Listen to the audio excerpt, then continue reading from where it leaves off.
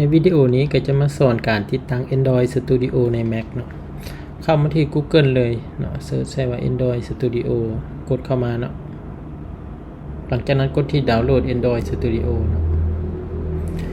มันขึ้นแบบนี้เนาะก็ให้ทำการเลื่อนเบิ่งลายเส้นมันเนี่ยติ๊กบนนี้เนาะสำหรับ Mac ไผเป็น Intel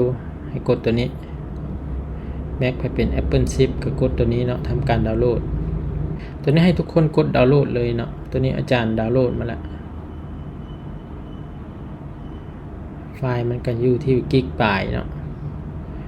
ตัวนี้ก็ให้ทำการดับเบิลคลิกเพื่อติดตั้งเลยตัวนี้เนาะมันให้ลากมาใส่โฟลเดอร์แอปพลิเคชันเขาก็ลากมาเลยแบบนี้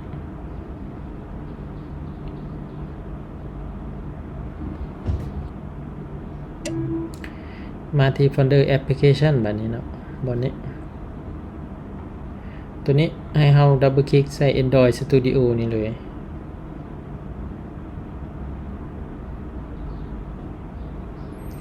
กด Open เนาะ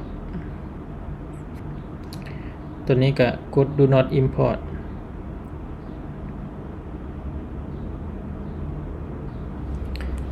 ตัวนี้ก็โดนเซ็นเนาะกด Next ไปเรื่อยๆ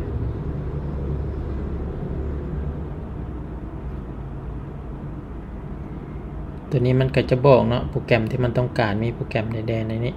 มันจะทำการดาวน์โหลดเข้ามาให้เนาะนี่เขาก็ Next ไปเลยในส่วนนี้ลายเส้นต่างๆเนาะทำการ accept ก่อนตัวนี้ก็คือกันเนาะ accept แล้วก็กด finish ไปเนาะหลังจากนั้นก็คือรอท่าจนมันสำเร็จคล้ายๆกับ Windows เลยเนาะวิธีติดตั้งเป็นอันเดียวกันเลยหลังจากที่มันติดตั้งสำเร็จเนาะมันก็จะขึ้นหน้าแบบนี้นี่เขากด finish ไปเลย